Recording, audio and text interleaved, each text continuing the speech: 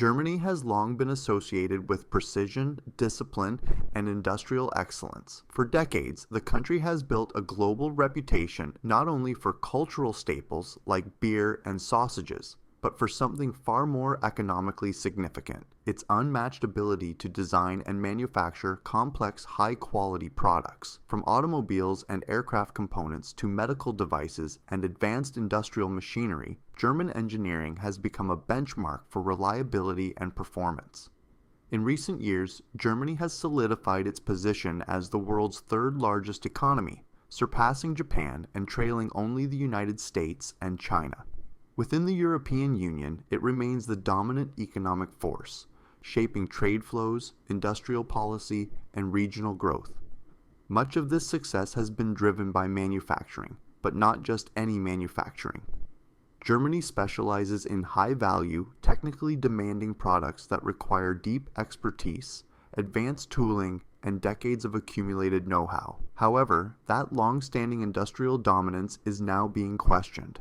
A growing number of economists, analysts, and policymakers are warning that Germany may be approaching the end of its era as the world's leading industrial powerhouse.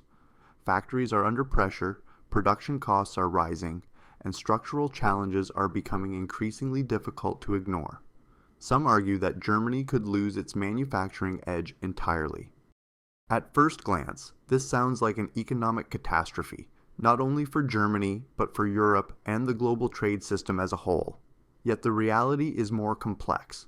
Even if Germany's industrial footprint shrinks, the outcome may not be as disastrous as it appears. To understand why, it is necessary to examine the forces behind Germany's industrial success, the reasons for its current struggles, and the surprising opportunities that could emerge from this transformation. The foundations of Germany's industrial strength. Germany's manufacturing success did not come from cheap labor or mass production. Instead, it emerged from a unique combination of skilled workers, technical education, long-term industrial planning, and access to affordable energy. Unlike low-cost manufacturing hubs, Germany focused on producing goods where precision and reliability mattered more than price. German factories are known for their extensive use of automation, robotics, and advanced machinery. This allows a relatively small number of highly trained workers to produce enormous output. In many cases, labor costs represent only a small fraction of the final product price. When a machine costs hundreds of millions of dollars to design and install, the difference between paying a worker $20 an hour or $50 an hour becomes almost irrelevant. This model allowed Germany to compete globally despite having some of the highest wages in the world.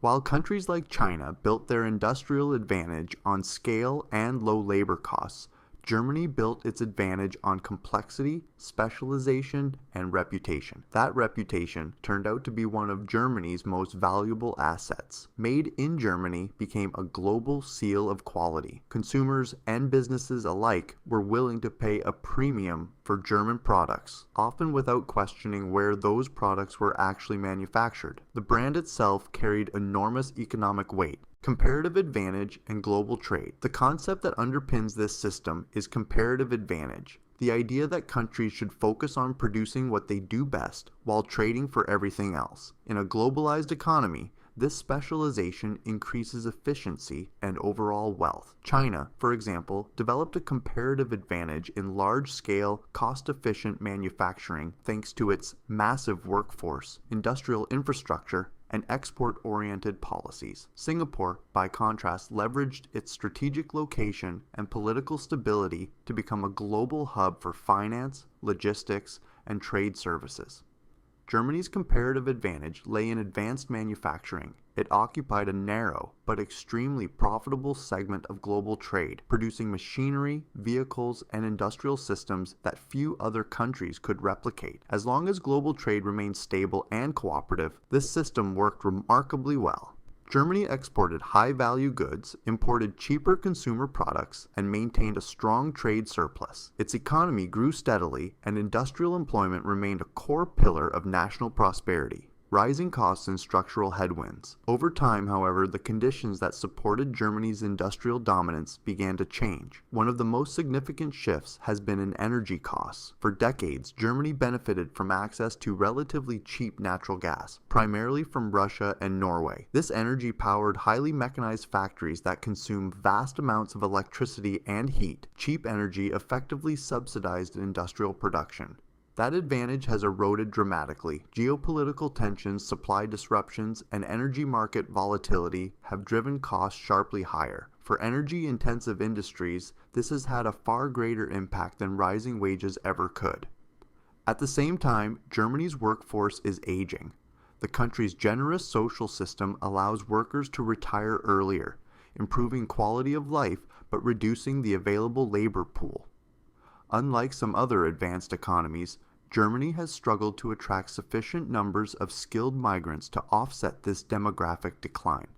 Language barriers, complex certification requirements, and bureaucratic processes have made Germany less appealing to foreign professionals compared to countries like the United States, Canada, Australia, or the United Kingdom.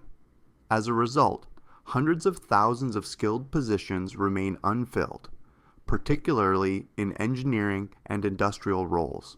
Intensifying global competition. Germany is also facing stronger competition from abroad. Chinese manufacturing has evolved rapidly over the past 2 decades. While China was once associated primarily with low-quality, low-cost goods, that perception is increasingly outdated. Today, Chinese firms produce electric vehicles, batteries, aerospace components, and advanced machinery that directly compete with German products. In some sectors, the technological gap has narrowed to the point where German manufacturers no longer enjoy a clear advantage. In fact, more BMW vehicles are now produced in China than in Germany itself. While this may seem like a national embarrassment, it also highlights a deeper trend. German companies are already shifting production overseas, even as the brand remains intact. This raises an important question. If consumers are willing to pay a premium for a German brand, regardless of where production occurs, does it still make sense to manufacture everything in Germany? The case for scaling back manufacturing, compared to other advanced economies, Germany employs an unusually large share of its workforce in industrial jobs. Roughly speaking, Germany has about 50% more industrial employment than many comparable countries. While productivity gains through automation can offset this to some extent, there are limits. At a certain point, further efficiency improvements become marginal. Highly skilled workers overseeing advanced machinery may already be operating close to peak productivity. Risks and social consequences. That does not mean the transition will be painless. Any major structural change creates winners and losers, and Germany's social model is particularly sensitive to disruptions in industrial employment. German workers are strongly protected by unions and labor laws. Historically, companies and workers have maintained cooperative relationships, supported by a system designed to balance productivity with social stability.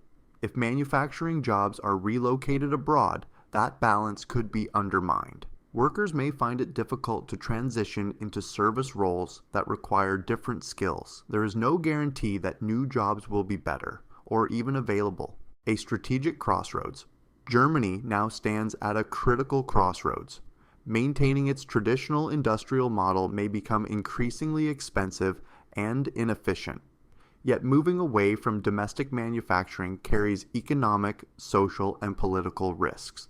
The challenge is not whether Germany should change is already happening, but how that change is managed. With careful planning, Germany could leverage its brand expertise and technological leadership to remain one of the world's most influential economies, even with a smaller industrial footprint. The decline of manufacturing does not automatically mean the decline of prosperity. In some cases, it marks the transition to a more advanced stage of economic development. Whether Germany succeeds in this transition will depend on its ability to retrain workers, attract global talent, secure affordable energy, and protect the reputation that made Made in Germany a global symbol of excellence. The ticking clock is real, but the outcome is not yet decided.